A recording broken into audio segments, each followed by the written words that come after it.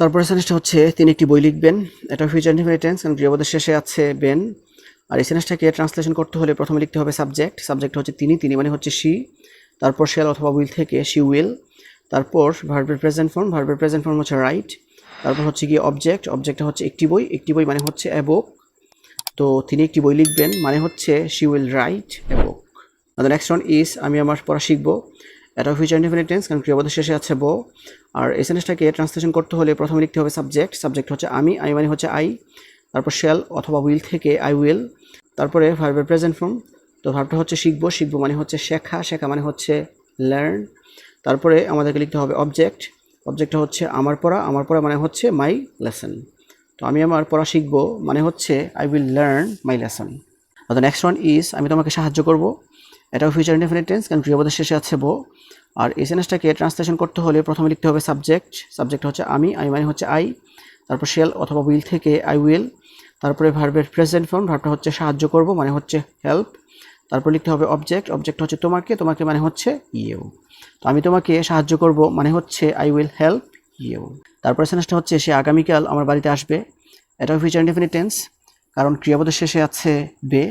আর এই সেন্টেন্সটাকে আমরা যদি ট্রান্সলেশন করি প্রথমে আমাদেরকে লিখতে হবে সাবজেক্ট। সাবজেক্ট হচ্ছে সে মানে হচ্ছে হি। তারপর শেল অথবা উইল থেকে হি উইল।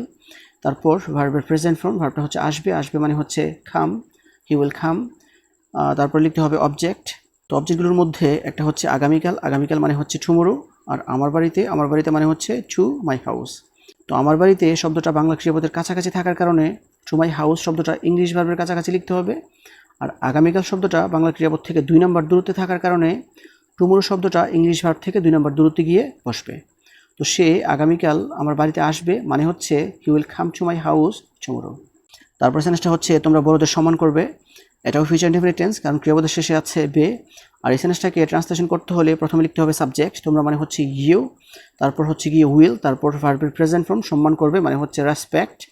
তারপর লিখতে হবে অবজেক্ট। অবজেক্টটা হচ্ছে বড়দের, বড়দের মানে হচ্ছে দ্য সিনিয়র্স। তো তোমরা বড়দেরকে সম্মান করবে মানে হচ্ছে you will respect the seniors. তারপর সেন্টেন্সটা হচ্ছে জাহাজটি মংলা যাবে।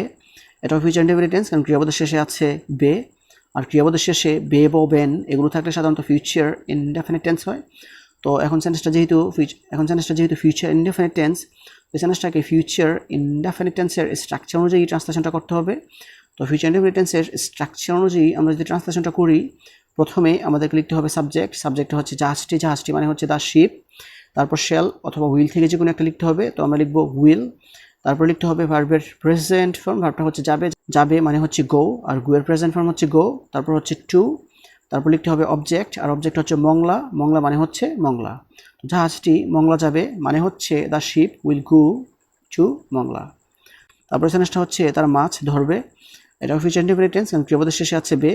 আর ক্রিয়াপদের শেষে বে ব বেন এগুলো থাকলে সাধারণত ফিউচার ইনডেফিনিট টেন্স হয়, সেই জন্য সেন্টেন্সটা ফিউচার ইনডেফিনিট টেন্স। তো আমরা যদি ট্রান্সলেশনটা করি প্রথমে লিখতে হবে সাবজেক্ট। সাবজেক্ট হচ্ছে তারা, তারা মানে হচ্ছে দে। তারপর লিখতে হবে শেল অথবা উইল থেকে যে কোনো একটা, তো আমরা লিখবো উইল। তারপরে আমাদেরকে লিখতে হবে ভার্বের প্রেজেন্ট ফর্ম। তো ভার্বটা হচ্ছে ধরবে, ধরবে মানে হচ্ছে ধরা, ধরা মানে হচ্ছে ক্যাচ। আর ক্যাচের প্রেজেন্ট ফর্ম হচ্ছে ক্যাচ। তারপরে লিখতে হবে অবজেক্ট। অবজেক্ট হচ্ছে মাছ, মাছ মানে হচ্ছে fish. The next one is Hasan আমার জন্য অপেক্ষা করবে। এটাও ফিউচার ইনডেফিনিট টেন্স, কারণ ক্রিয়াপদের শেষে আছে বে। আর এই সেন্টেন্সটাকে ট্রান্সলেশন করতে হলে প্রথমে লিখতে হবে সাবজেক্ট। সাবজেক্ট হচ্ছে হাসান, হাসান মানে হচ্ছে হাসান। তারপর শেল অথবা উইল থেকে উইল, হাসান উইল। তারপর লিখতে হবে ভার্বের প্রেজেন্ট ফর্ম, ভার্বটা হচ্ছে অপেক্ষা করবে, অপেক্ষা করবে মানে হচ্ছে ওয়েট। তারপর লিখতে হবে অবজেক্ট। অবজেক্ট হচ্ছে আমার জন্য, তো আমার জন্য মানে হচ্ছে ফর মি। তো হাসান আমার জন্য অপেক্ষা করবে মানে হচ্ছে Hasan will wait for me. The next one is তুমি না আসা পর্যন্ত আমি অপেক্ষা করব। এটাও ফিউচার ইনডেফিনিট টেন্স, কারণ ক্রিয়াপদের শেষে আছে বো। আর এই সেন্টেন্সটাকে ট্রান্সলেশন করতে হলে প্রথমে লিখতে হবে সাবজেক্ট। সাবজেক্ট হচ্ছে আমি, আমি মানে হচ্ছে আই। তারপর শেল অথবা উইল থেকে আই শেল। তারপর লিখতে হবে ভার্বের প্রেজেন্ট ফর্ম, ভার্বটা হচ্ছে অপেক্ষা করব মানে হচ্ছে ওয়েট। তারপর লিখতে হবে অবজেক্ট। তো অবজেক্টটা হচ্ছে তুমি না আসা পর্যন্ত, তুমি না আসা পর্যন্ত মানে হচ্ছে আনটিল ইউ কাম ব্যাক। তো তুমি না আসা পর্যন্ত আমি অপেক্ষা করব মানে হচ্ছে I shall wait until you come back. তারপর সেন্টেন্সটা হচ্ছে সে আমাকে সাহায্য করবে। এটাও ফিউচার ইনডেফিনিট টেন্স, কারণ ক্রিয়াপদের শেষে আছে বে। আর এই সেন্টেন্সটাকে ট্রান্সলেশন করতে হলে প্রথমে লিখতে হবে সাবজেক্ট। সাবজেক্ট হচ্ছে সে, সে মানে হচ্ছে হি। তারপর শেল অথবা উইল থেকে হি উইল। তারপর ভার্বের প্রেজেন্ট ফর্ম, ভার্বটা হচ্ছে সাহায্য করবে, সাহায্য করবে মানে হচ্ছে সাহায্য করা, আর সাহায্য করা মানে হচ্ছে হেল্প। তারপরে আমাদেরকে লিখতে হবে অবজেক্ট, আর অবজেক্ট হচ্ছে আমাকে, আমাকে মানে হচ্ছে মি। তো সে আমাকে সাহায্য করবে মানে হচ্ছে he will help me. And the last one is আমি আমার কর্তব্য করব। এটা ফিউচার ইনডেফিনিট টেন্স, কারণ ক্রিয়াপদের শেষে আছে ব, আর ক্রিয়াপদের শেষে বে, ব, বেন এগুলো থাকলে সাধারণত ফিউচার ইনডেফিনিট টেন্স হয়, আর সেজন্যই সেন্টেন্সটা ফিউচার ইনডেফিনিট টেন্স। তো আমরা যদি ট্রান্সলেশন করি, প্রথমে আমাদেরকে লিখতে হবে সাবজেক্ট, সাবজেক্টটা হচ্ছে আমি, আই মানে হচ্ছে আই, তারপর শেল অথবা উইল থেকে আই উইল, তারপরে লিখতে হবে ভার্বের প্রেজেন্ট ফর্ম, তো ভার্বটা হচ্ছে করব, করব মানে হচ্ছে ডু, তারপরে আমাদেরকে লিখতে হবে অবজেক্ট, তো অবজেক্টটা হচ্ছে আমার কর্তব্য, আমার কর্তব্য মানে হচ্ছে মাই ডিউটি, তো আমি আমার কর্তব্য করব মানে হচ্ছে I will do my duty. So this is actually the sentences that I wanted to share with you. So viewers, I hope you understand this. If you guys really love this video, don't forget to like, comment, share and subscribe my YouTube channel. And that's all for the time being. See you again for the best of luck. Goodbye.